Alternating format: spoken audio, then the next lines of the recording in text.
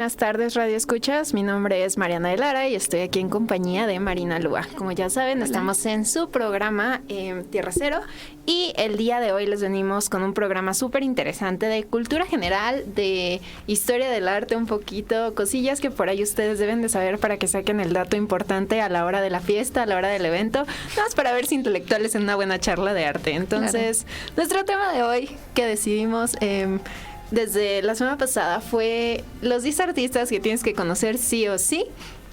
Y pues los invitamos a hacer una dinámica con nosotras. Vayan apuntando los nombres de los artistas que les vamos a ir mencionando y ustedes vayan haciendo check a ver cuántos de todos ellos ustedes ya conocen. Vamos a ver cuántos tienen de 10, ¿ok? Y pues además, una invitación a nuestro público. Si tienen datos más curiosos de estos artistas que vamos a estar mencionando o algo que les represente, adelante. Sí. Estamos ahí en los comentarios. Ahí comenten en el live, en la plataforma en la que nos estén ustedes viendo. Pueden agregar la pieza favorita, si ya lo conocían, si no lo conocían, cómo conocieron inclusive este artista. Es súper interesante cómo nuestra vida se empieza a rodear de arte y es por siempre situaciones súper diferentes, ¿no? Igual y ustedes fueron en la escuela o tienen alguna historia interesante, cómo conocieron a alguno de los artistas que vamos a ir mencionando el día de hoy. Pues bueno, los invitamos a seguirnos en las redes sociales. Estamos transmitiendo desde Ansus Multimedios a través de www.ansusmultimedios.com. Contáctenos y búsquennos a través de las redes sociales, que es Facebook e Instagram como Ansus Multimedios Radio y en Twitter como Ansus Multimedios. Recuerden darnos like, seguirnos, compartir, hacer sus comentarios y recuerden que también pueden anunciarse con nosotros o tener su propio espacio. Nos pueden contactar al 2214 24 63 96. Les repito, 2214 24 63 96. Entonces, pues ahora sí, comencemos, Marina. ¿Quién es nuestro primer artista del día de hoy? Vamos viendo la lista. Sí, tenemos una lista interesante. La verdad es que estuvimos meditando mucho a qué artistas meter. En este caso te vamos a tener un segmento especial de artistas nacionales. Ahorita nos vamos a ir alrededor del mundo. Vamos a hacer un recorrido por la historia del arte y nuestro primer artista del día de hoy es Vincent Van Gogh. Creo que súper popular, conocido. Mucha gente... el de la oreja, sí, el que se quedó sin oreja, la oreja de Van Gogh. ¿Quién no piensa en ese rollo? También. En esa super banda, ¿no? Cuando uno piensa, comienza a pensar en Van Gogh. Por ahí hay un buen comediante que también hace toda la historia de cuando él recorrió el museo de Van Gogh y que él perdió, dice, la intención en cuanto escuchó la oreja de Van Gogh, se perdió. Muy bien, holandés, ¿sí? Efectivamente. Perfecto. Vincent Van Gogh. Un punto por aquí para el staff. Sí, el staff está ya con todo, ya tiene su lista. No olviden estar participando con nosotros. Entonces les pregunto, ¿ya conocían a este artista? ¿Cuál es la pieza que se les viene a la cabeza? ¿Cuál es la pintura? ¿Cuál es el dibujo? ¿Qué es lo que ustedes piensan cuando recuerdan o escuchan el nombre de Vincent Van Gogh? Este personaje se llama Vincent Willem Van Gogh y fue un artista que nació en 1853 y que murió en 1890. Es un pintor neerlandés, uno de los principales exponentes del postimpresionismo. Es un artista bastante popular. Al día de hoy ustedes van a encontrar sus piezas, sus pinturas en playeras, en fundas para el teléfono. Absolutamente, yo creo que todo producto que uno pueda consumir y pueda comprar se encuentra ya con una de las piezas y las pinturas de este artista. Sí, como dices, o sea, pura cultura popular, y creo que su historia también se hizo popular. Claro. Además de lo de la oreja siendo... Híjole, se metieron incluso con muchos mitos de todos los problemas psicológicos que tuvo, pero miren, fuera de eso hay que conocer un poco del artista, que es algo que invitamos en esta ocasión. Si algo les gusta, googlen. Sí, claro, creo que ahora estamos al alcance de un clic de toda la información. Platicándoles un poquito de la historia de este artista. Es un artista que pintó más o menos 900 cuadros, entre ellos 43 eran autorretratos que de forma personal son mis favoritos. Me gusta mucho ir viendo cómo él se veía. La historia de estos autorretratos, que nuevamente es la parte de su carrera, que a mí más me llama la atención, es porque no tenía modelo. Claro. Hubo un tiempo en el que tuvo que estar encerrado, no había economía para pagar modelo, no había quien invitar para modelar y decidió empezar a utilizar su propio cuerpo, su propia imagen, un espejo y empezar a pintarse. Estos 43 retratos se realizan más o menos en una temporada de un año y fracción, entonces se ve súper interesante ir viendo cómo se va quitando la barba, cómo le vuelve a ir creciendo, cómo va evolucionando su paleta de color. Entonces les recomiendo muchísimo el googlear los 43 243 autorretratos de Van Gogh y más o menos 148 acuarelas. También un número interesante que a mí me resultó es que hizo más de 1,600 dibujos.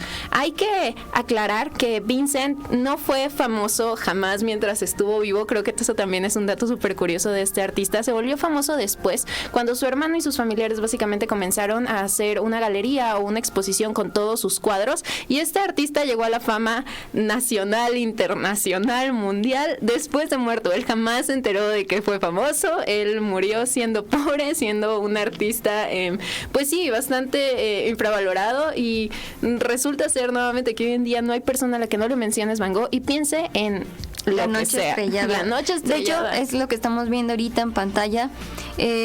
Pero bueno, además de su vida, si en algún momento sienten que es muy tarde para empezar con el arte, déjenme decirles que él era peregrino y casi a sus 30 y tantos años comienza a dibujar. Esto es algo que a mí, o sea, personalmente valoro y rescato mucho del artista. Es que por su propio interés empezó a pintar, se metió a muchas academias, se empezó a colar en todos estos colectivos de artistas importantes del tiempo.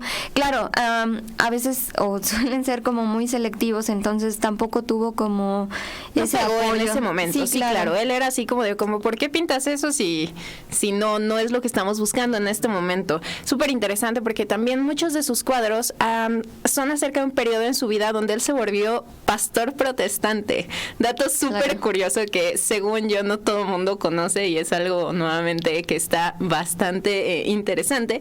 Y empezó entonces a pintar a la comunidad con la que él vivía, porque pues literalmente se unió a esta comunidad y estaba constantemente con ellos, y empezó a pintar todo lo que había a su alrededor. Su primer gran obra como tal es del 85 y pintó lo que son los comedores de patatas. Esa obra se las dejo ahí de tarea para que la googleen y vean cuál es el primer ejercicio que tuvo Vincent Van Gogh. Como todos los artistas, tuvo un desarrollo súper interesante. Al inicio no tenía estos colores con los que lo identificamos, ¿no? Estos colores brillantes y esta paleta de tonalidades casi primarias, pero que al mismo tiempo comprende muy bien el valor de claroscuro, sino que era una paleta más fría, era una paleta con unas tonalidades más oscuras, más verdes. Contrastes. Era otro Vincent Van Gogh, era un Vincent Van Gogh que aún no terminaba de entender cuál era su línea, su paleta de color. Entonces ahí es una pieza con la que podemos ver cómo inicia y después cómo evidentemente va evolucionando. Esta textura, esta pincelada tan característica de ir generando como una serie de puntitos o de rayitas uno tras otra con las manchas, se vuelve una sensación bastante interesante que le daban un movimiento muy particular a las piezas, que fue también parte de las características principales con las que se identifica su trabajo.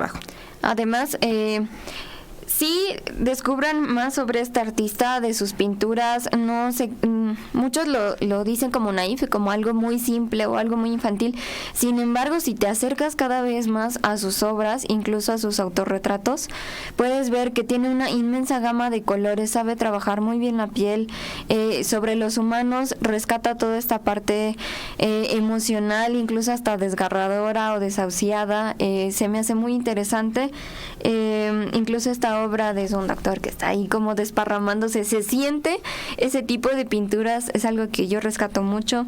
Si tienen la oportunidad y les interesa, incluso vean la película que se hizo, que fue animada hace como 5 años, 6 años. 5 años, yo creo. La de Van Gogh Alive, creo que la llamaron. Además de que visualmente es hermosa, te platico un poco más de su vida.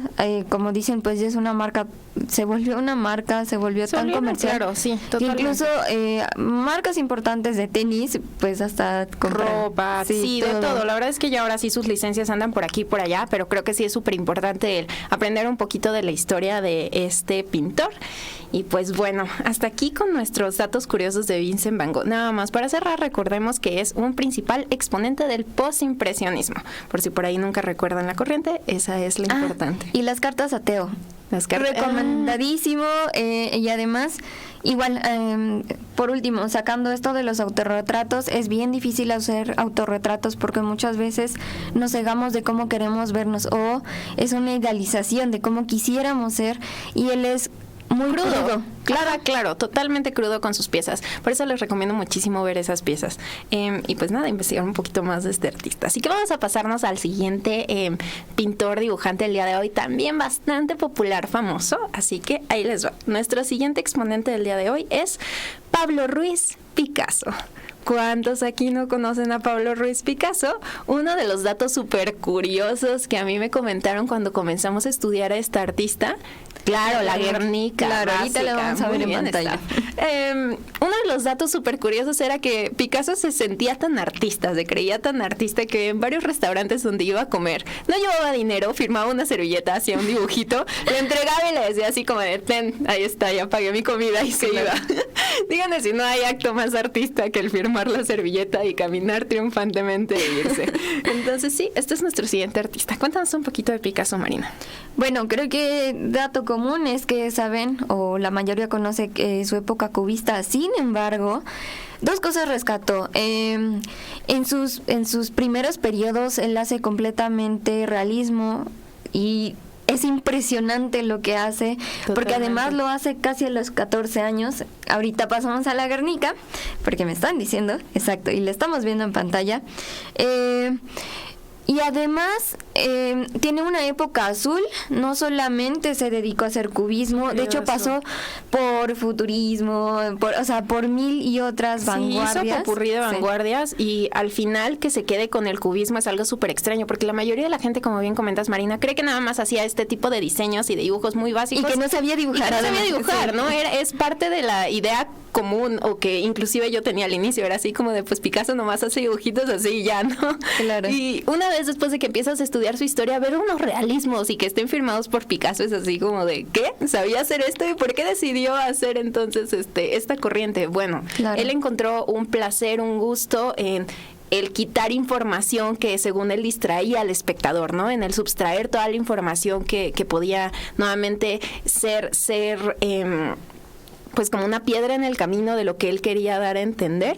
Y pues evidentemente la corriente con la que él se volvió un pintor reconocido mundialmente fue con su periodo cubista. Vamos a platicar también, es un pintor, escultor y creador español.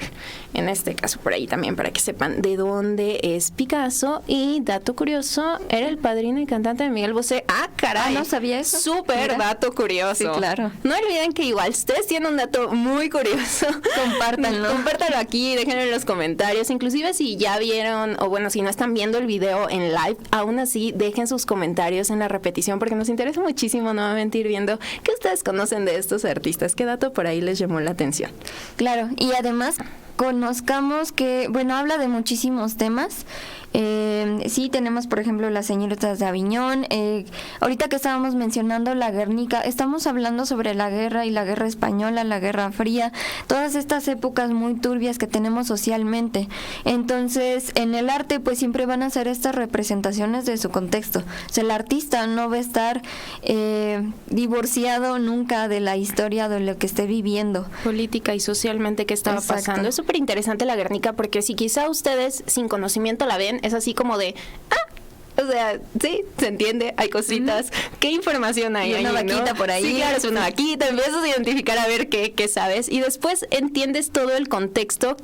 Claro, totalmente. Se ve de alguna manera muy sencillo, muy simple y después empiezas a analizar y a entender y a leer cada uno de los simbolismos que hay en estas piezas y es donde realmente toma una fuerza súper impresionante sus obras. No se volvieron obras solamente porque las firmó esta persona o porque era popular, sino porque decían algo especial, porque hablaban de una temporalidad de tiempo. En ese momento la gente lo único que quería era ir a los museos, distraerse de todo el montón de guerras, de desgracias, de todo lo que estaba pasando y tener un rato amable, un rato en el que pudieran inclusive ver cómo estaban representando lo que ellos sentían, porque por eso también tomó mucha fuerza esta temporada de estas piezas, estas pinturas, porque veíamos ahí la pieza y la gente decía, claro, es que así me siento, ¿no? Y en este momento quizá en la temporada en la que estamos pospandemia vemos dibujos o bueno, aún en pandemia, vemos dibujos de este tipo de temas, vemos no sé, pinturas, retratos de personas, por ejemplo, del personal médico y sentimos, ¿no?, este calorcito en el pecho. Eso era lo que sentían estas personas cuando iban al museo y veían este tipo de piezas.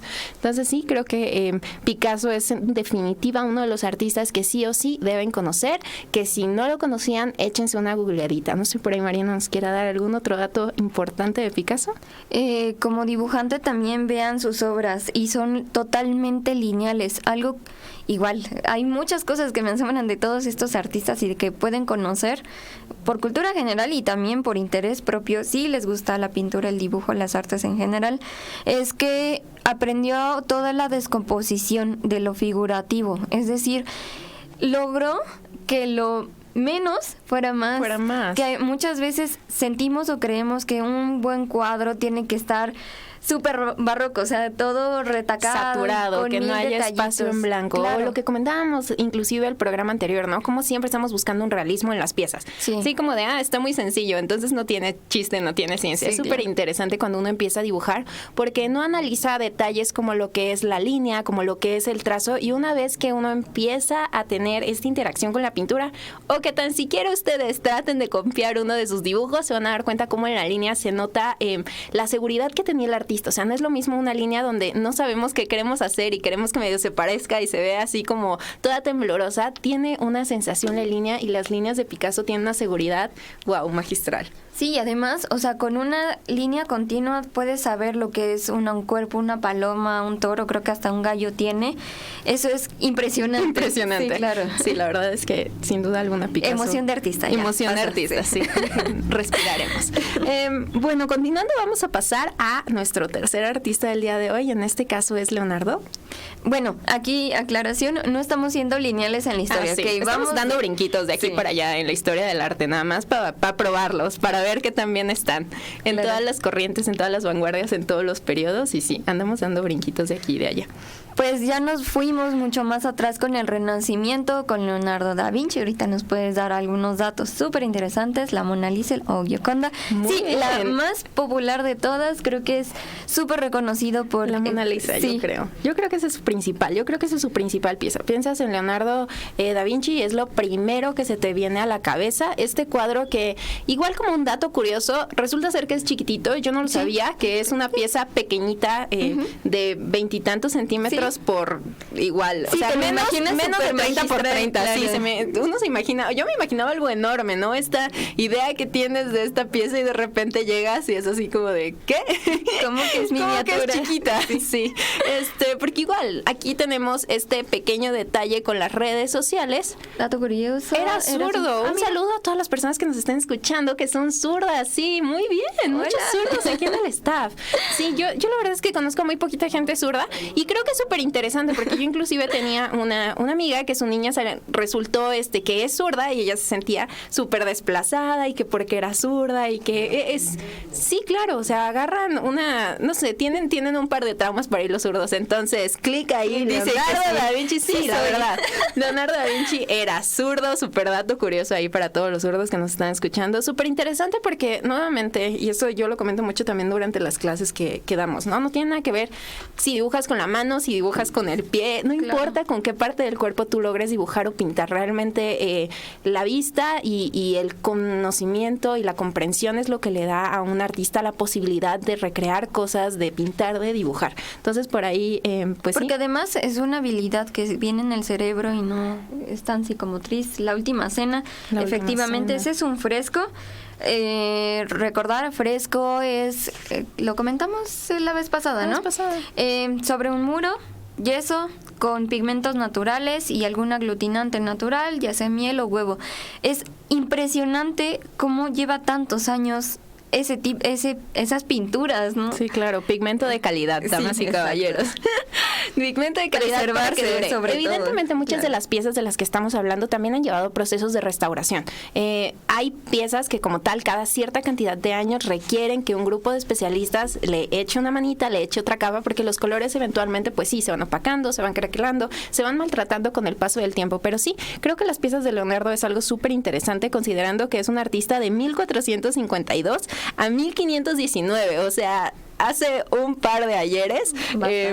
Hace un par de ayeres, Leonardo. Siempre uno se lo imagina en esta temporada donde ya saben, ¿no? Viejito, con su barba, con sentadito, mirando hacia enfrente. De la era florenciana. Muy bien, efectivamente. Entonces, por ahí tenemos unos nuevamente datos curiosos. Lo primero que yo pienso cuando analizo las piezas de Leonardo es la cantidad exhaustiva que hubo de práctica y de dibujo, claro, detrás de todas sus piezas, porque nosotros ya ahora lo lo vemos como un maestro, que lo es, y de hecho analizando a todos los artistas del Renacimiento, Dios mío, qué talento, yo no sé cómo tenían esas capacidades, la verdad, para hacer ese tipo de piezas, pero hay una cantidad exhaustiva de trabajo detrás de las piezas de Leonardo. Yo si les recomendara sería analizar o ver sus dibujos. Sus estudios anatómicos son, creo que, aún más ricos en información muchas veces que las piezas, porque pues sí, la pieza ya es la obra terminada, presentada, expuesta, pero sus dibujos había toda esta información, este boceto, este error, inclusive hay una sensación de movimiento, porque a veces se ve que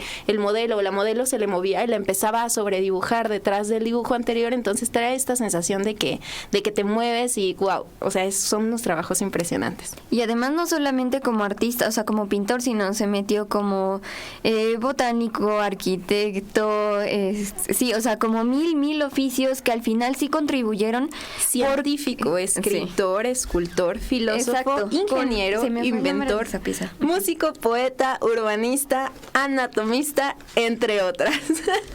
Sí, era una persona que hacía de todo, ¿no? En definitiva, constantemente que estaba estudiando, y creo que eso es algo súper interesante, porque muchas personas, por ejemplo, dicen, es que yo estudio ingeniería, y pues yo estudio ingeniería, ¿no? No puedo ser artista, no puedo pintar, no puedo tomar fotografías, no puedo hacer ninguna otra cosa, y no, damas y caballeros, el cerebro siempre está ahí disponible para aprender algo nuevo, aprender un nuevo idioma, aprender una nueva técnica, leer un nuevo libro. Llenen su vida cada vez de más información y van a ver cómo el panorama se nos abre de una manera impresionante. Fuera ideas limitantes, creo que todos los podemos hacer y construir lo que queramos con pura dedicación. Aquí nos comenta Charles que los pigmentos que son opuestos a mis compromisos porque esas sí duran. Bueno, entonces échale un poquito más de miel y de aglutinante para que peguen. Para que peguen. Un poquito más de práctica y ya, eso es todo. Y muy bueno, bien. Todos estos estudios anatómicos, sí, efectivamente, tuve la fortuna de ver algunas de sus piezas en Bellas Artes, hace algunos ayeres. Chequen los dibujos, o sea, creo lo que más aprendí de esa exposición es wow sus dibujos, sí, claro. Wow todos sus estudios anatómicos, porque no solamente era verlo superficialmente, sino su compromiso era, digo, ellos sí. Ya se iban a la morgue y otras cosas que yo quizás no lo haría, pero sí eran como estas, querer explicarse cómo se movía el cuerpo, cómo funcionaba todo. Recordemos que también estaba como súper prohibido lo que estos artistas sí, claro. hacían, o sea, tú no te podías ir a meter a la morgue a ver un encuerado nomás porque lo querías dibujar, ¿no? La iglesia era así como el cuerpo es sagrado y no se puede tocar, entonces ahí se metían como en varios problemas, pero al final del día les entregaron unos permisos para poder hacer este tipo de estudios. Es nuevamente súper interesante ver cómo fueron avanzando en sus carreras y cómo llegaron a ser la leyenda que son hoy en día a nivel mundial. Y por eso Renacimiento, como el David de Miguel Ángel, claro, exacto. Ahí su contempo.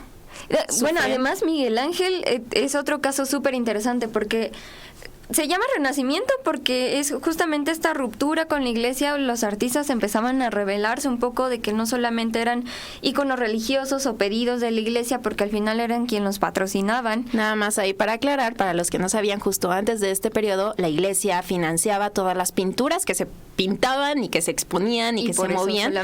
Solamente era, o sea, solamente se podían pintar santos, vírgenes, etcétera, ¿no? Y después de esto los artistas se rebelan, dicen el pastel, si yo quiero pintar algo, ¿por qué no puedo hacerlo, no? Entonces aquí hay una especie de quiebre y es donde comenzamos con lo del Renacimiento. Exacto. Y, por ejemplo, lo que decía de Miguel Ángel es un caso súper interesante porque en la Capilla Sixtina, creo que es súper popular, empezaba a hacer como estas sátiras o burlas del Vaticano y también del Papa, especialmente, que fue vetado completamente. Hasta eso eran como muy inteligentes en este tipo de rebeliones, ¿no? Sí. Claro. Utilizaban los mismos patrocinios y los espacios que les estaba dando la misma institución a la que al final del día pues criticaban porque ellos estaban en su derecho y en su labor social de hacer nuevamente estas denuncias hacia el público de lo que realmente estaba pasando. Entonces sí, por ahí ese fue un plus, ¿no? Entra entre nuestros 10 artistas del día de hoy, pero pues si los conocen o no, este es un súper momento para conozcan investigar las tortugas ninja. Un poquito más de ahí, conozcan las tortugas ninja, claro, evidentemente. Quien no entiende esa referencia, exacto, sí, claro, esta pintura tan clásica, ¿no? De Dios y el hombre, sí, claro. Entonces la mano, tiene ahí todo un simbolismo lo de las manos y los dedos. Ahí les dejo de tarea que lo busquen, está súper interesante.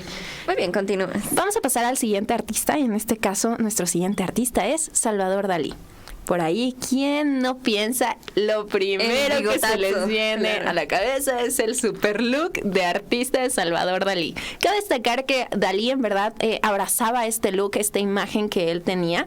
Era algo a propósito, ¿no? Hay muchos artistas que se hicieron famosos, por ejemplo Van Gogh, ¿no? Por lo de su oreja o por otro tipo de situaciones que no lo planearon escénicamente para hacerse famosos, no nada más ahí, eso se les pegó. Sí, pero aquí en este caso Salvador Dalí, vamos a hablar que es un artista español que su nombre completo es Salvador Felipe Jacinto Dalí y Domenech.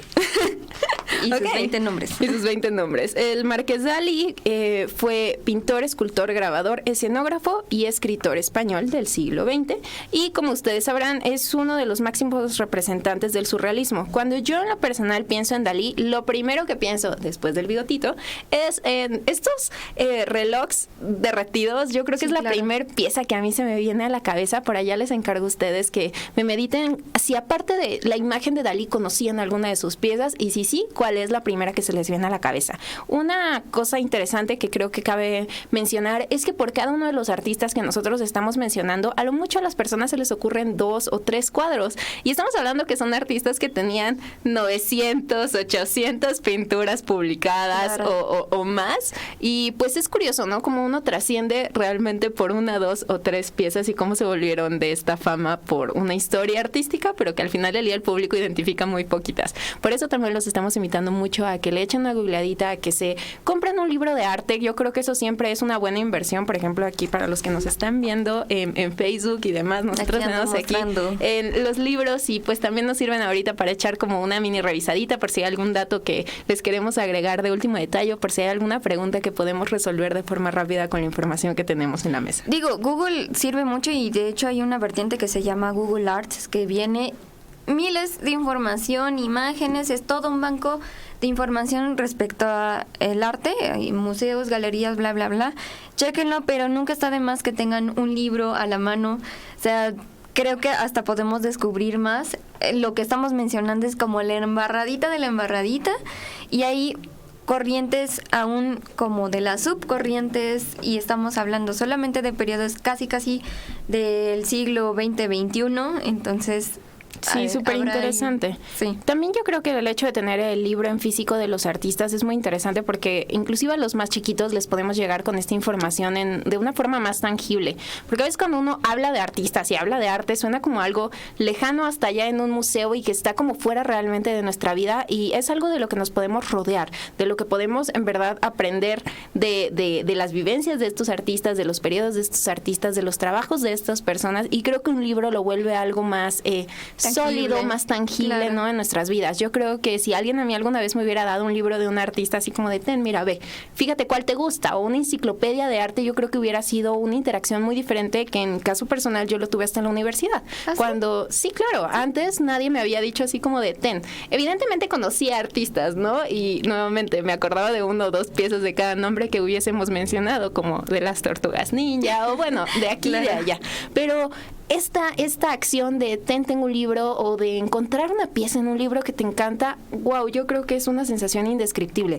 Cuando abres un libro, ves una pintura y dices, wow, o sea, me encanta, me fascinó. Yo creo que esas idas a Gandhi es de lo que más extraño porque pues es una de estas tiendas donde puedes estar abriendo los libros y revisando y creo que esa experiencia a mí me hace mucha falta de forma personal. Ojalá toda la situación mejore pronto para poder regresar a este tipo de experiencias donde pues nuevamente escogía cada cierto tiempo un librito nuevo para estar hojeando, viendo y teniendo en casa. Claro que sí. Entonces, regresamos con Dalí. Sí. Regresemos con Dalí. También cabe destacar que se empieza a ver como una ligera ruptura, apenas se hace como esa grietita en lo que son los medios artísticos, la imagen del artista, porque efectivamente se vuelve como una personaje, su bigotito, incluso su manera de actuar, que digo, a mí en lo personal no me encanta Dalí, Sin embargo, nos deja como toda esta parte histórica. Es el más conocido de los surrealistas.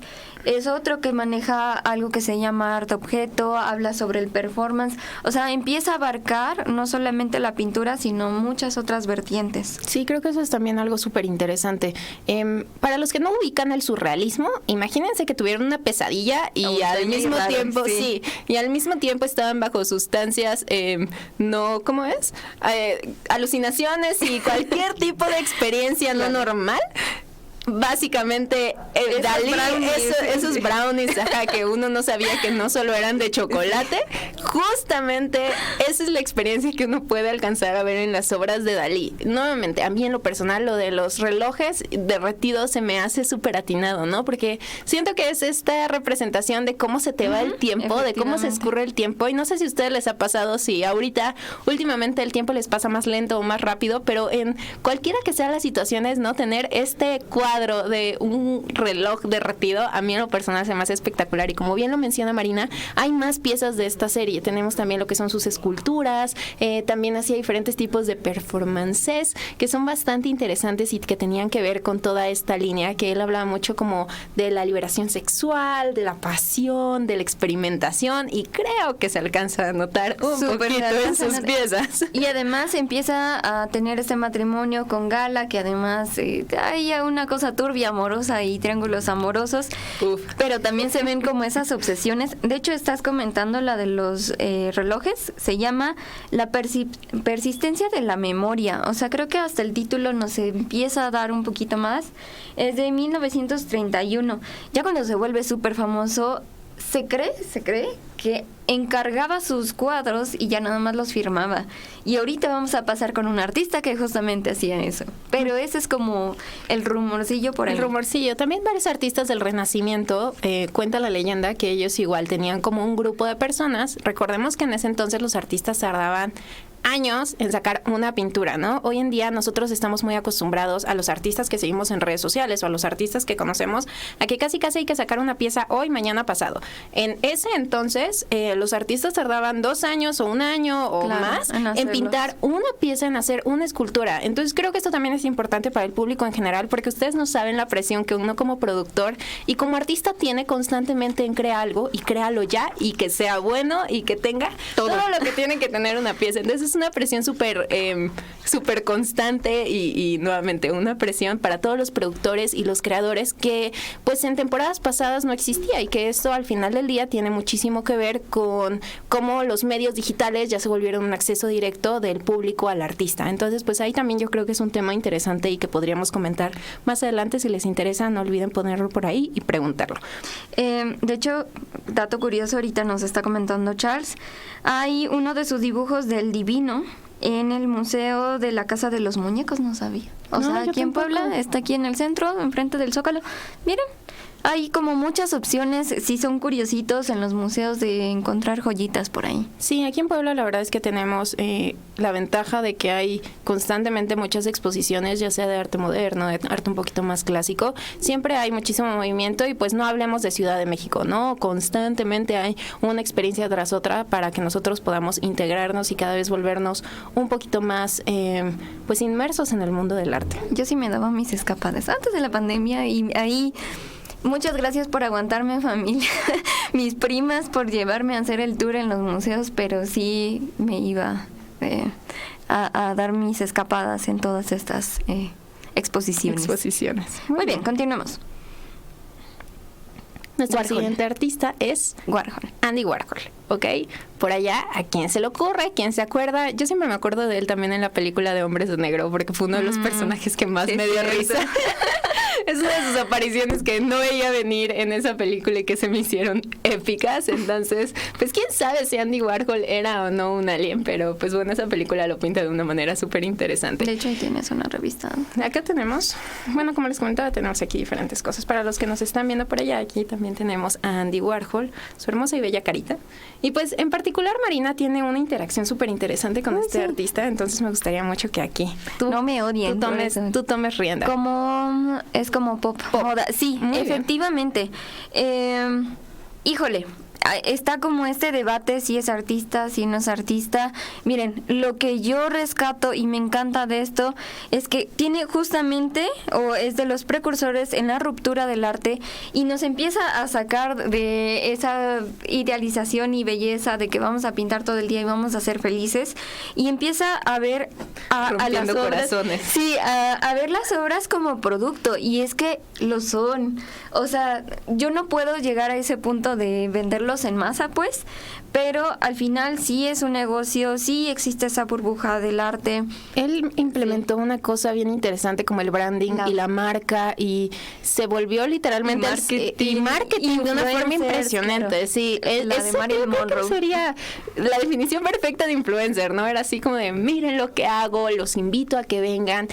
Abrió un espacio que era la fábrica. Era el cinismo del cinismo, porque era producción en masa, tenía casi becarios que le ayudaban a maquilar, porque además ahorita nos mostraban uno de Marilyn Monroe, tomas fotos de un accidente, de un artista, de un ícono de esa época, estamos hablando de los 60, 70, y la reproducía nada más, ni siquiera la pintaba, lo pintaban aquí los chalanes, y él llegaba a firmar. O sea, realmente su estructura para mí se me hace asombrosa. O sea, ¿cómo logró todo eso? El artista, en este caso, en el trabajo de Andy Warhol, no era como productor, sino era como el que él era el que tenía la idea, y él era la imagen y el rostro detrás de la idea, y él coordinaba para que todo funcionara como él quería que funcionara. Entonces sí, por ahí de forma súper personal.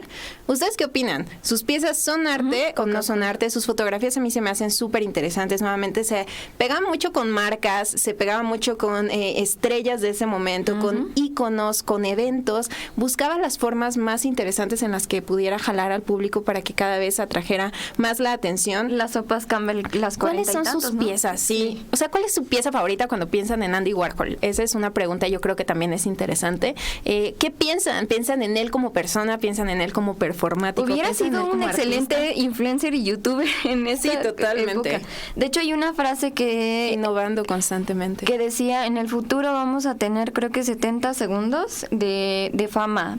O sea, cuando leí eso, me explotó la cabeza, porque ahorita están todas estas plataformas que nos hacen virales y nos permiten ser famosos y ser tan híjole, entre espontáneos, pero también tan caducos al mismo tiempo. Él lo sabía. Sí, quizá estoy filosofando mucho sobre este artista, pero lo sabía, o sea, todo lo sabía. Por eso por ahí les digo que su aparición en Hombres de Negro puede no estar nada errada. Tan zafada, claro. Muy bien, equipo. Pues vamos a ir avanzando. Vamos ahora con Francisco Goya, otra vez regresándonos, yéndonos un poquito más para atrás. 2500, ¿no? Francisco Goya y Lucientes, que es su nombre, fue pintor y grabador español. Su obra básicamente abarca la pintura de caballete y mural, y el grabado, así como también el dibujo. En este caso, Francisco de Goya tiene una serie que son como las pinturas negras o los desastres de la guerra, y creo que en particular yo tengo una pieza que se me viene súper bien a la cabeza siempre, y en este caso es Saturno devorando a su hijo. Esa es la pieza en la que yo siempre pienso, icónica de Goya. Si no la conocen, por favor, googleenla. Les repito, es Saturno devorando a su hijo. Es una pieza que la primera vez que la vi yo dije, qué horror, ¿qué es esto? ¿Qué está pasando con esta persona? ¿Qué tenía en la cabeza para pintar eso? Y ya después, cuando vas avanzando, vas viendo su historia, vas viendo las alusiones, vas viendo también todo su desarrollo como artista, y es impresionante. También lo que ahorita yo les acabo de mencionar de Goya, yo creo que es uno de sus periodos más icónicos y más importantes, pero también tenemos un desarrollo por completo. Sus dibujos y sus grabados son una cosa espectacular que, si nuevamente no conocen, los invito a que lo busquen, a que le den una revisada. Son trabajos perfectamente bien hechos. Es un artista que entendía súper bien la anatomía del cuerpo, el claroscuro, el volumen, la textura. Sus piezas, sus pinturas tienen, inclusive aunque las vean en una pantalla, una textura espectacular. Claro. Muchas S y X. Una textura espectacular. Que bueno, sin duda alguna yo creo que es un artista digno de mencionar. Bueno, de Goya no nos podemos zafar de su contexto, porque además estaban En las guerras él también empieza a rebelarse contra la iglesia, porque estamos hablando un poquito del rococó, pues sí, prácticamente sale más o menos del rococó, donde pues eran todas estas imágenes de gente burguesa, en cargos, donde todos estaban aquí bien sentaditos, bonitos, la foto familiar clásica, ¿no? Exacto, pero además lleno de esta pomposidad y lujos que él no lo sentía parte de su contexto. Estaba viendo cosas muy crudas en esa época y por eso esta imagen tan caótica, ¿no? Se me fue el nombre, de Saturno. De Saturno, sí, claro. Porque es como, no me checa lo que me están pidiendo que yo pinte con lo que yo con lo que estoy sintiendo y con lo que está pasando. Entonces sí, insisto, buscó la forma más cruda de hacer una pintura. Sí. En lo particular es una de mis pinturas favoritas, yo creo, de la historia del arte, a pesar de que, nuevamente, para serle sincera, cuando la veo me sigue dando así como una sensación de ansiedad súper interesante, ¿no? ¿En serio? Sí, claro, se me hace muy brutal, muy cruda, muy como la sangre, el jalón, ay, no sé, todo me genera algo, y es parte de lo que él quería. O sea, él quería que cuando vieras esa pintura sintieras exactamente lo que estoy sintiendo, y pues creo que es ahí un check en la historia y en las pinturas de Goya. Y además hace... sí, tienen cargos religiosos, pero lo hace de una manera, otra vez, de burla, muy inteligente, incluso con el dios Pan, que bueno, ahí también es toda una historia, que eran... Sí, nos están aquí mostrando la imagen. Sí, claro. No la pusimos en pantalla porque pues ahí depende de... Si depende de quién. Digo, googleenla si quieren ver algo creepy. Y ya si no le cierran rápido. Y ya si no, ajá. Muy bien. Pues vamos a pasar a nuestro siguiente artista, porque pues el tiempo es corto y los artistas son muchos. Vamos a irnos ahora a Claude Monet. Es un artista súper... No es Monet. Ajá, es un artista súper contrario a lo que les acabamos de mostrar. Monet es un artista que fue pintor francés del impresionismo. Y en este caso terminó el impresionismo, que tiene que ver un poquito más con unos paisajes muy coloridos, muy bonitos, que encajan en esta categoría de bonitos. Es el tipo de pintura que estoy segura todas las mamás dirían, ¡ay, qué bonito! Lo quiero en el cuarto, lo quiero en la sala, lo quiero... Sí, es esta pieza fácil de comprar, fácil de vender, porque tiene una sensación de paz, de calma, de tranquilidad que yo considero muy interesante. En la historia de Monet vamos a poder también platicar un poquito de cómo él entendía muy bien su paleta de color, generaba con manchas muchísima información, y es un artista que nuevamente se pierde un poquito entre Manet y Monet, pero sí, claro, tenemos una sensación de sus pinturas y de paz y pasteles de luz. Sí, sí, nuevamente, quieren algo tranqui, soft, relajante. Este es el artista al que ustedes tienen que estar googleando el día de hoy. Rápido, impresionismo. Estamos, de hecho, esta que no sé si se va a mostrar en pantalla o cuando sale el sol, se me fue el nombre. El amanecer. El amanecer. Y yo, a ver, sale, ok. Estamos hablando de que el impresionismo es exploración de la luz, del color. No es tan saturado como Van Gogh. Sí, son colores súper claros. De los nenúfares no solamente es una, son como 90 y tantas pinturas, que desgraciadamente muchas se quemaron. Estamos hablando cosas muy casuales, muy cotidianas, paisajes cotidianos, de donde vivía. No estaba hablando nada agresivo. Sí, de su alrededor. Realmente yo creo que era una persona que se dedicaba a salir y empezar a pintar, ¿no? Lo que había en los espacios que frecuentaba, en los espacios que le gustaban, que le interesaban, y trataba más que nada como de generar una expresión de todo lo que había a su alrededor. No por nada es un artista del impresionismo, y también entra en la categoría de realismo artístico, porque nuevamente se entendía perfectamente qué estaba buscando, qué quería hacer, qué quería pintar, y pues nuevamente son piezas, yo creo que en definitiva se pueden disfrutar. Sus formatos también creo que son muy interesantes, porque además no todas son... Exacto. Yo creo que un punto súper importante es que eran formatos grandes, entonces creo que tienen esta sensación de abrumar visualmente al espectador, ¿no? De que sí sientes como que estás enfrentándote a una pintura muy, muy grande. Ya no sé qué tengan a su alrededor, pero imagínense una pintura de 1 metro puros por paisajes. 1.5, y pues ahí quizá vamos a estar platicando un poquito de las dimensiones correctas para estas pinturas. No son cuadros chiquitos, son cuadros grandes, y eso creo que le daba ese plus a sus piezas. Nos están escuchando y nos están diciendo Manet personitas, o sea, pinta personitas. Exacto. Y Manet puntitos con flores, ok. Acordeoncito. Sí, acordeoncito. Sí, hay mucha gente, siempre ponen ese, es un meme y un gif y así como para que no los crucen porque pues tienen un aire con el nombre, pero evidentemente ambos hacían piezas diferentes. Sí, totalmente distinto. Muy bien, equipo, pues vamos a seguir avanzando. Vamos ahora a pasar a lo que es Klimt. Este artista, igual creo que por allá a Marina le genera mind blowing porque es impresionante este artista. Entonces, cuéntanos un poquito, Marina, de quién es Gustav Klimt.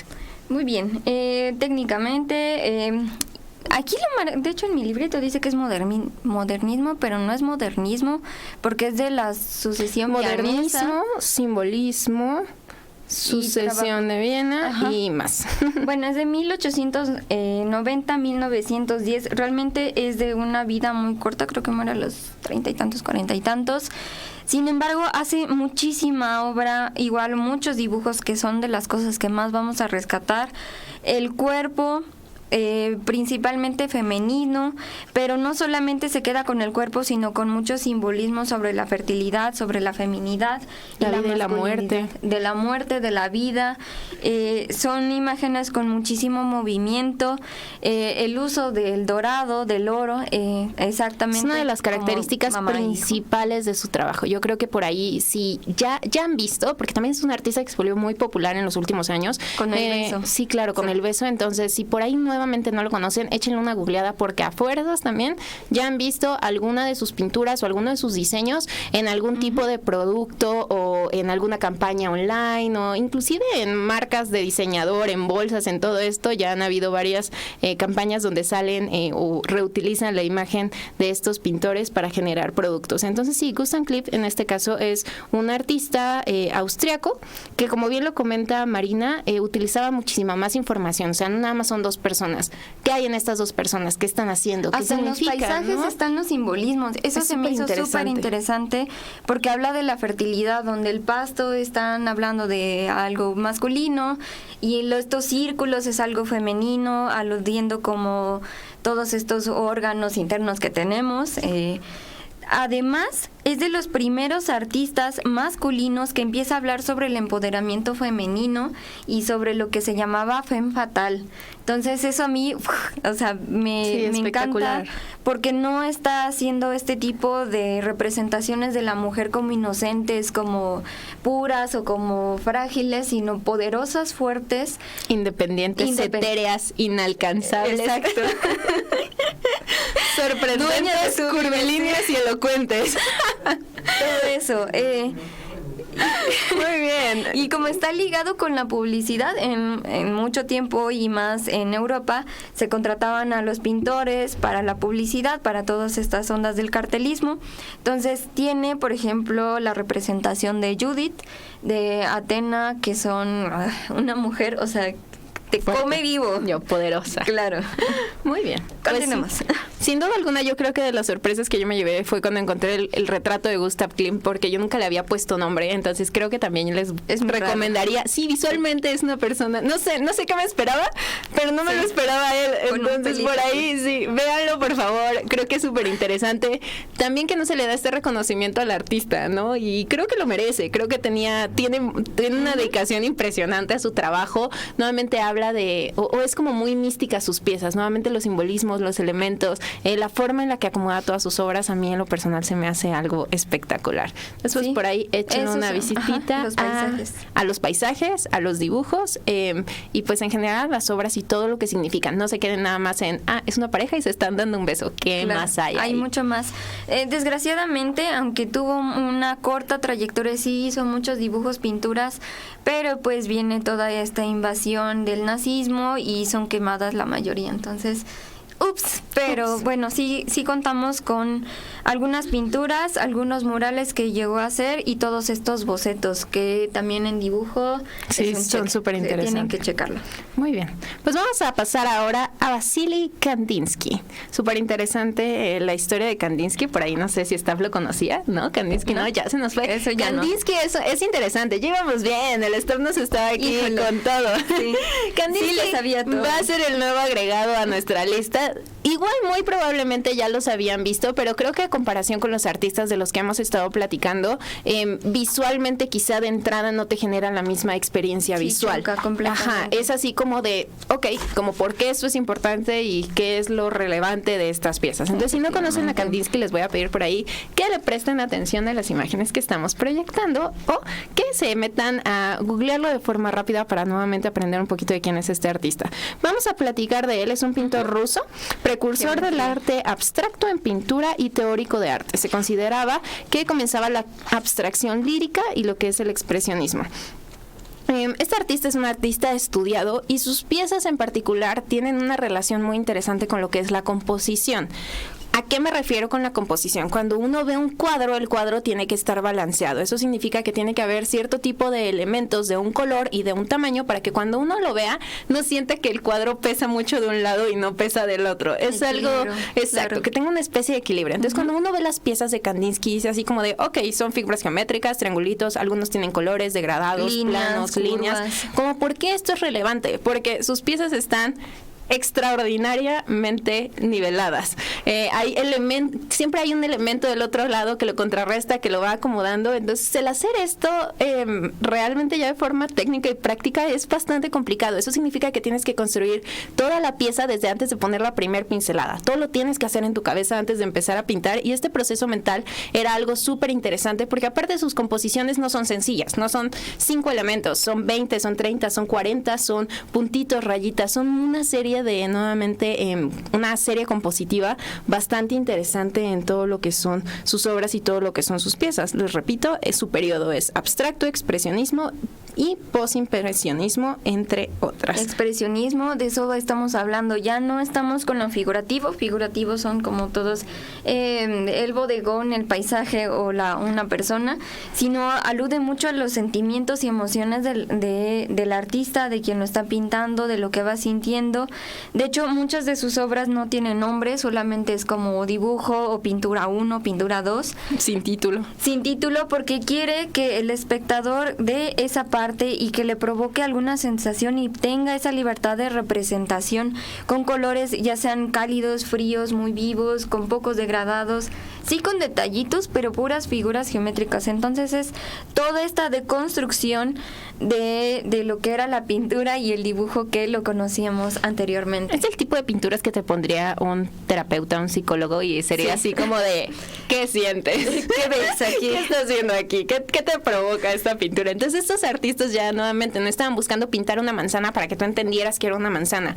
Ellos no eran figurativos. Nuevamente, la habilidad del pensamiento. Exacto, te buscaban desarrollar la habilidad del pensamiento, que tú le echaras coco, que vieras que estaba ahí, qué te generaba, y al final del día uno siempre iba a terminar rellenando esta información con sus propias experiencias, ¿ok? Si habías tenido quizá una vida muy agradable y muy amena, lo más probable era que fueras encontrando esos simbolismos en esa pintura, y si no, también te ayudaba como, es una especie de ejercicio de tipo espejo, ¿no? Tú veías una pintura, no había título, no había información, entonces automáticamente tu cerebro lo que iba a hacer es empezar a rellenar estos datos con la información que tú ya tuvieras. Nuevamente, Kandinsky es una persona digna de que ustedes por ahí vayan checando y oren, analicen.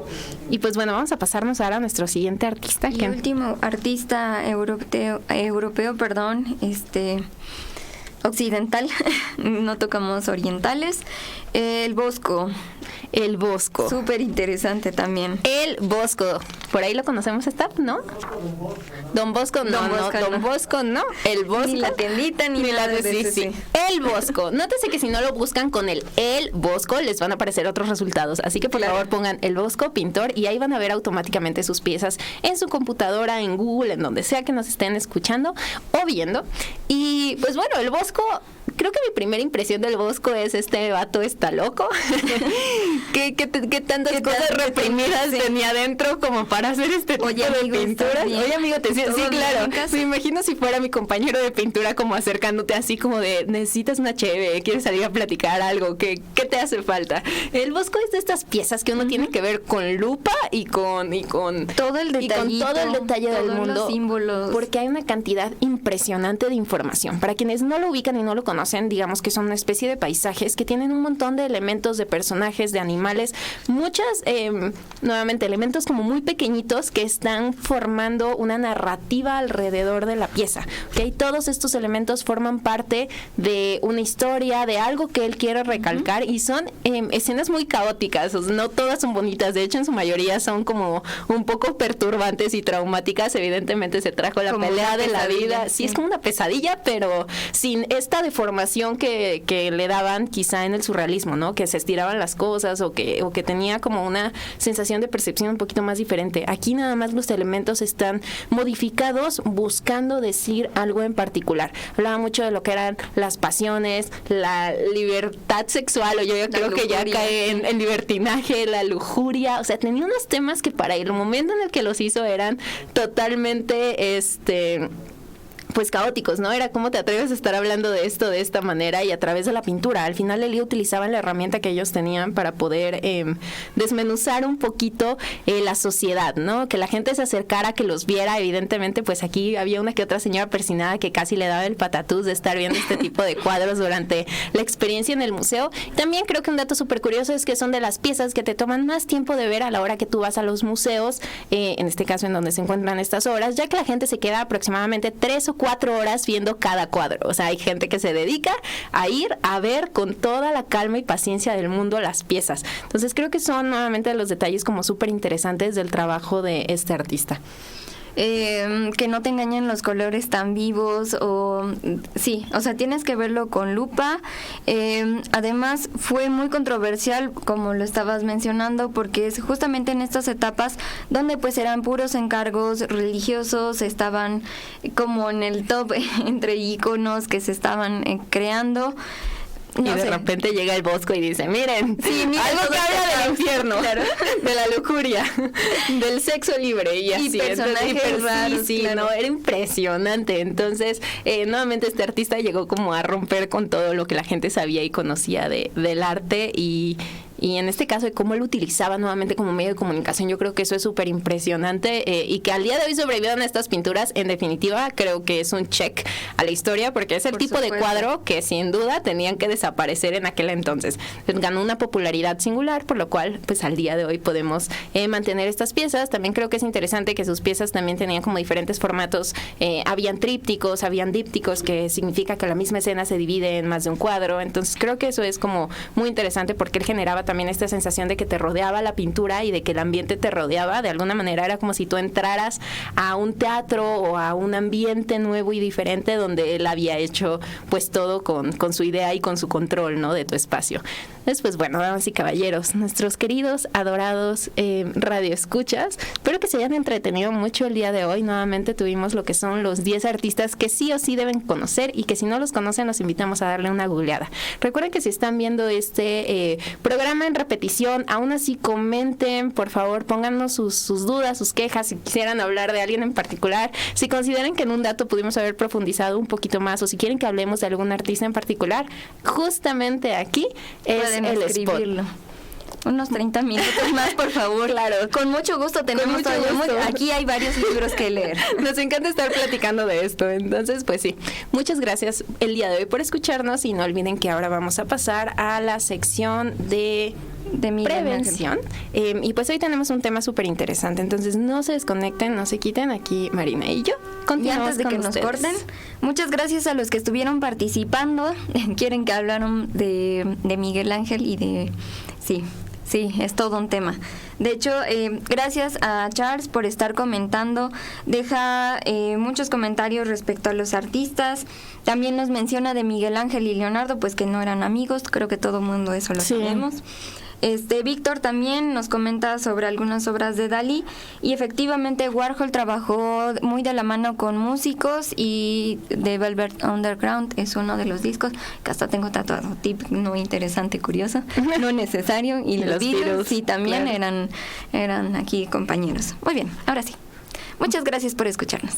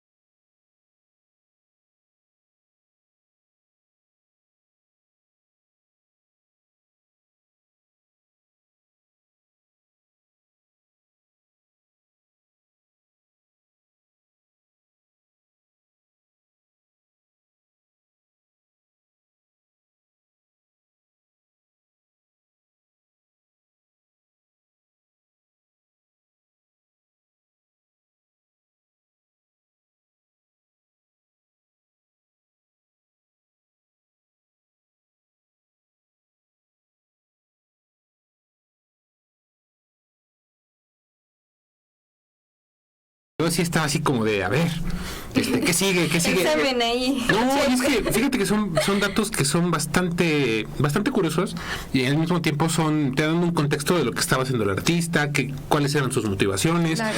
Y obviamente te da pues otra perspectiva a la hora de estar observando su trabajo, ¿no? Entonces ya dices, ya me cayó el 20, por eso esto, ¿no? Entonces ya entiendes un poco más, ¿no? Porque hay ocasiones que cuando te pones a apreciar una pintura, vamos a decirlo así, sin información, dices, sí está padre, ¿no? Pero a mí sí me ha pasado, hasta hace algún tiempo me tocó andar en México, cuando esto no estaba como están las cosas, y pues nos tocó pasar al Museo Soumaya, y tiene cosas bastante buenas. Y un popurrí ahí de arte. Sí, exactamente, pero yo me quedé con bastante curiosidad y yo sí decía, voy a regresar algún día con más información y datos para googlear. Y mucho tiempo porque son varios pisos. Sí, y mucho tiempo porque son varios pisos. Pero, Charles, muchísimas gracias, estuvo buenísimo. Pues aquí nos quedan de ver una segunda parte. Ya lo prometieron, así que no se echen para atrás. No olviden poner qué artistas les gustaría, les llamara la atención. Como les comentamos, vamos a tener un round de artistas mexicanos, entonces pueden hacer una pequeña investigación a ver a quienes conocen, a quienes saben, más allá de los básicos y populares que son de dominio general, ¿qué más conocen de la historia de nuestro país? Sí, claro, sí, porque sí hay unos underground que también son súper interesantes. Así es. Y pues bueno, rápidamente vamos a hablarles hoy vamos a darles unas recomendaciones para obviamente esta temporada de calor. Yo creo que así de rápidamente tomen agua, ya ven que las temperaturas están subiendo bastante, se puede prestar a que nos dé lo que comentábamos en alguna ocasión, golpe de calor, que nos sintamos mal y que desafortunadamente por la situación que estamos pasando se confunda con otra cosa que no es, ¿no? Entonces pues tomen agua, aliméntense sanamente, coman frutas y verduras, traten de no comer en la calle, y pues hoy ya viene Semana Santa, ¿no? Yo creo que para muchos era una época en la que salían a esparcir, no sé, a acampar, a nadar, a donde sea, ¿no? A la playa. Yo también. Cuando termine esto iré. Bueno. Y bueno, yo creo que también nos hemos dado cuenta en los noticieros, en redes sociales, que últimamente ha habido bastantes tanto incendios forestales como incendios de pastizales, que eso es lo más común aquí en la zona urbana, por terrenos que pues, obviamente están en desuso y pues, tienen estos pastos altos, ya secos, ¿no? Y pues les vamos a dar algunas recomendaciones para, en caso de que ustedes vivan en alguna zona que tenga estas características, con terrenos que no se estén utilizando y tengan este tipo de características. Una muy importante, y esta recomendación va tanto como para las personas que en estas fechas que están por venir de asueto, la recomendación es que no salgan, la recomendación es que se queden en casa, pero si llegasen a hacerlo y llegasen a visitar una zona natural, no tirar basura, ¿no? Uno, es importante no contaminar, es una zona, son lugares verdes, son pulmones como mucha gente lo comenta, pero al mismo tiempo nuestra basura puede generar otros efectos secundarios que muchas veces no conocemos. La recomendación es no dejes tu basura, en específico botellas de vidrio. ¿Por qué? Porque con las altas temperaturas y el sol tan fuerte que estamos sintiendo, se crea el efecto lupa, ¿no? Que puede hacer que se encienda, exactamente, y esto va de la misma manera en los pastizales que podemos ver aquí en algunas zonas, ahora sí que muy muy allegadas a la zona urbana. Entonces, aguas, no tiren basura, es de las recomendaciones principales, en específico botellas de vidrio, y también otra muy importante es, en caso de ver un incendio como tal en pastizales, en el caso de la zona urbana, llamar a Protección Civil o a bomberos para, pues, obviamente que ellos tomen cartas en el asunto y puedan apagarlo, ¿no? Obviamente, si los incendios son pequeños, tal vez nosotros podamos sofocarlo. Sí, pero aprender a decirlo con tiempo, ¿no? Antes de que pueda pasar a más, que se encienda una casa, que pueda pasar algo, el hecho de más grave, tener afectaciones secundarias en el caso de aquí de la zona de Puebla, la zona urbana, ¿no? Y yo creo que hemos visto ya bastantes noticias, ¿no? A lo largo de la semana, de estas semanas. Estos días sí han habido varias, de que de repente ciertas secciones entre un fraccionamiento y otro también llega a pasar que hay espacios, ¿no? Como baldíos. Sí, así es. Y se prenden, y sí puede acabar eso en una situación pues bastante peligrosa, ¿no? Así si no es. se atiende con tiempo. Y para toda la gente que pues obviamente fuma, la recomendación es también no tirar sus colillas, obviamente, así como yo. Gracias. Dejen de fumar. Qué informativo, qué informativo el de controles, en serio. Bueno, ya le está. Sí, aquí acusando. Entonces, la recomendación es, si viajan en automóvil por alguna zona natural, o pasan cerca de un pastizal y si fuman, no tiren su colilla en este tipo de zonas porque estas pueden generar pues estos incendios como tal. Digo, ¿no? pero hay un dato curioso, no olviden que también hay varias fundaciones que se dedican a la recolección de colillas, entonces yo creo que les recomiendo mucho el irlas metiendo todas en una botella. Te recomiendo meterlas todas en una botella de plástico que esté limpia y de esta manera estas personas, tú les llamas, pasan, recogen las botellas y posteriormente reciclan las colillas para hacer diferentes productos. Fíjate que este dato es bien interesante, lo vamos a investigar un poquito más para hablar de esto la próxima ocasión. O los ecoladrillos con Porque yo no lo sabía. También, eso está súper padre. Yo creo, bueno, son cosas que estuve viendo mucho en el desarrollo de este primer año. También hay, bueno, las empresas que yo vi que lo hacían estaban como abriendo sedes en diferentes ciudades para personas que tuvieran la intención de como unirse a esta idea de negocio de alguna manera también, pero que pues sí, su principal cometido es ir reduciendo pues el efecto que nosotros como seres humanos y más que nada como los fumadores van dejando en el medio ambiente. Entonces recolectar todas las colillas y nuevamente se hacen, o vi que hacían macetas, lo de los ecoladrillos también es un dato importante. Entonces sí hay diferentes productos que pueden ir saliendo de el reciclaje de estas colillitas. Y bueno, rápidamente ya como dato final, en el caso de los incendios forestales, recordemos que pues obviamente un árbol no crece de un día para otro. Y también me gustaría dejar muy, ahora sí que en la mesa el tema de lo que es la reforestación. En muchas ocasiones nos vamos con la idea de que el sembrar un árbol es ya toda la tarea. Sí, pero hay mucho más detrás, ¿no? Es vigilarlo, cuidarlo hasta que pueda sobrevivir como tal. El hecho de, por ejemplo, a mí me ha tocado ver en la zona de La Malinche, del Parque Nacional La Malinche, cómo ha habido trabajos de reforestación y que desafortunadamente en la temporada de estiaje, o sea, en la época en la que los terrenos se preparan para ser sembrados y se utiliza fuego como tal para limpiarlos, desafortunadamente el fuego alcanza zonas en donde estos pequeños árboles no alcanzan vamos a decirlo así, una altura o no son lo suficientemente fuertes para aguantar el fuego, claro. No son lo suficientemente fuertes para aguantar el fuego, entonces tengamos mucho cuidado. Recordemos que pues, obviamente los árboles sirven, uno, como pulmones, para poder darnos oxígeno, dos, para poder mantener los mantos acuíferos y entre otras para evitar la desertificación, ¿no? Para evitar que como tal el suelo se erosione y se esterilice y pues, desafortunadamente después ya no pueda crecer nada, ¿no? Evitemos estar como en Mad Max, por favor. Exactamente, qué buen ejemplo. Claro. Así es. A todos nos da miedo. Eso no se ve interesante, no lo queremos, entonces hay que cuidar súper sencillo los arbolitos. Así es. Y ya para finalizar, un dato curioso, yo estaba viendo por ahí un meme y decía que la película Mad Max está ambientada en el año 2021. ¡Ya! ¡No! ¡Tengan todo! Bueno, pues ya que nos sueltan, ¿no? Diría Mafalda, paren al mundo que me quiero bajar. Sí, la verdad. Así es. Chicas, muchísimas gracias. El programa de hoy estuvo padrísimo. Un saludo a toda la gente que nos estuvo escuchando, que por aquí nos regaló, pues como tal, un me gusta. Yo de este lado tengo a Diana Salazar, a Erika Mayén, Erika Mayén, Fabián Ruiz, nuestro historiador de cabecera, Charles A. Landers, a Víctor GT y a Berenice Saldívar. No sé, por ahí tengan alguna otra personita. Las mismas personas tenemos por acá. Muchas gracias. Nuevamente les agradeceríamos mucho. Nos ayuden compartiendo, mandándolo más allá de solamente darle share en su Facebook, enviárselo a sus grupos de WhatsApp. O sea, hacer ese mini extra para que todos después podamos tener una charla más informada acerca de arte. Nuevamente, la información que les venimos a dar es porque creemos que es de valor para sus vidas, porque en verdad le va a sumar algo a la calidad. Aprovechen el tiempo que están en casa y que tenemos literalmente el mundo en la mano, el mundo con acceso a internet. Entonces vean estas maravillas, identifiquen cuál es su artista favorito y pues nos encantaría tener un segundo round, así claro que gracias a ustedes eso va a ser posible. Se va a dar, ya lo prometieron, ¿eh? Sale. Y bueno, también rápidamente un saludo a Jonathan Aguila, amigo, colaborador y familia que nos escucha desde Estados Unidos, y rápidamente tenemos por aquí un pequeño mensaje. Si te gusta la radio, la televisión, los medios digitales y la organización, nuestra licenciatura en comunicación es para ti. Inscríbete en la SSH, Escuela de Comunicación y Ciencias Humanas. Contamos con más de 30 convenios y 24 años formando profesionistas exitosos. Por eso somos tu mejor opción. Inicia clases con nosotros. Aprovecha esta oportunidad y no te quedes fuera. Inscríbete gratis y obtén 30% de beca durante toda tu carrera. Sin examen de admisión, atractivo plan de becas, clases interactivas, alto nivel académico, plataforma digital gratis, sin pagos extra, biblioteca y laboratorio especializado. Y para tu seguridad, realiza tu proceso de admisión en línea. Búscanos a través de www.ssh.edu.mx. Te ofrecemos licenciatura en Comunicación, Administración, Derecho, Mercadotecnia y Publicidad. Y si deseas continuar con tu preparación, nuestra área de posgrados te ofrece especialidad en Comunicación Corporativa, maestría en Alta Dirección.